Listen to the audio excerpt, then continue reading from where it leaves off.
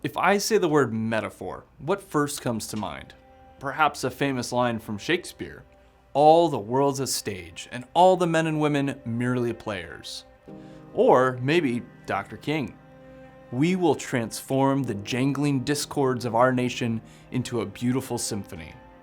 Okay, how about something a little less highbrow, like "It's raining cats and dogs," or "There's an elephant in the room," or to quote Dwight Schrute from The Office, "Always the Padawan, never the Jedi." All examples aside, a good metaphor is a tool in your brand building toolkit. Along with brand personality, brand history, and even brand archetype, a good brand metaphor can flesh out an organization's qualities, strengths, values, everything that helps someone resonate with that brand story. If you think of a good metaphor, it's subtle, it's thoughtful, and it's not to be taken literally. If we say there's an elephant in the room, then we're talking about some crushing, overwhelming fact that everyone knows but doesn't want to talk about. Not an actual 7-ton mammal rumbling through the kitchen. Metaphors work because they help us understand something unfamiliar through the comparison to something actually familiar. They anchor abstract notions, like avoiding something so painfully obvious that it takes up all the space in the room, with a concrete mental picture. As I'll tell you more about in this video, a brand metaphor operates in the same way. It's inventive, not obvious or literal. It should draw an association between your company and something else that, if we stop and ponder, makes a lot of sense. Chosen carefully, a good brand metaphor uses association to communicate that brand's remarkable qualities to its team, its customers, and everyone who interacts with it.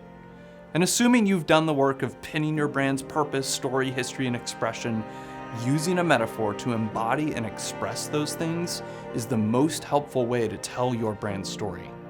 Because if you think about it, your brand story isn't something that most people can grasp on an intuitive level.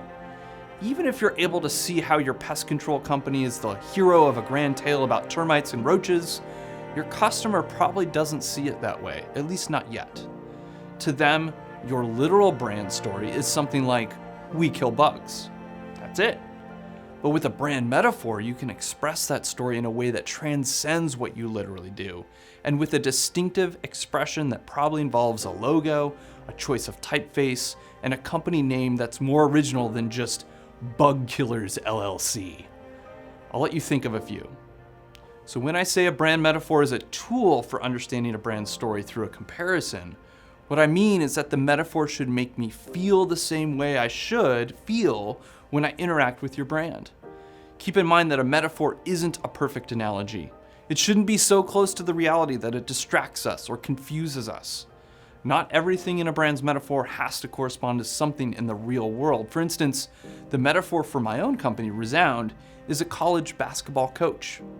This doesn't mean that everyone in the company coaches basketball or even likes basketball. Some of us actually like hockey better, or even just improv comedy. It doesn't mean that the net or the scoreboard or the court in basketball somehow corresponds to something in our office here or our operations.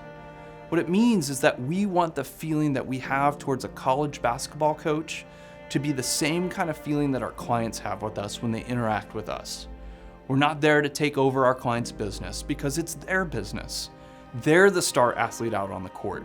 We're there to help them and coach them and provide guidance and encouragement from the sidelines. But hey, that's just us. Finding the right brand metaphor takes creativity. But once you've found yours, you'll probably find that it goes on to inform everything else your business does to express itself, from advertising and copywriting to even interior design. I should add that a brand's metaphor should be under the surface, not overt. If your veterinarian's office is supposed to feel like an ocean cruise, that doesn't mean you have to put seashells on the walls and label the bathrooms port and stern. Rather, it means that the way a customer feels when they interact with your website or look around your waiting area should produce the same feeling they might get relaxing on an ocean liner. A brand metaphor can guide your choice of imagery, but it's no party theme. Party themes are exhibit A of amateur branding. Even a themed business, say a veterinarian's office that's called itself Camp Paws, would need a distinct metaphor, something removed from its theme to help guide decisions about how the brand expresses itself. Remembering that good metaphors don't draw attention to themselves, it's a good bet you're trying too hard if your brand's metaphor comes with party decorations. Finally, a good brand metaphor frames your values and purpose for those that present your brand to the world. Designers, copywriters, and even other employees going about their day-to-day business all know how the place should feel and how customers should feel when they leave. A brand metaphor does for its team what most corporate training videos fail to do. It reminds them that what's remarkable and why those who interact with their company leave with a taste of what's remarkable about it. Here at Resound, we do appreciate a good metaphor, or at least I do. If you'd like some help crafting a brand metaphor that will help your team and everyone that you interact with resonate with your brand, then give us a call. You can also check out my detailed step-by-step brand building book, You Are Remarkable, out now on Amazon.com. Thanks for watching, and happy branding.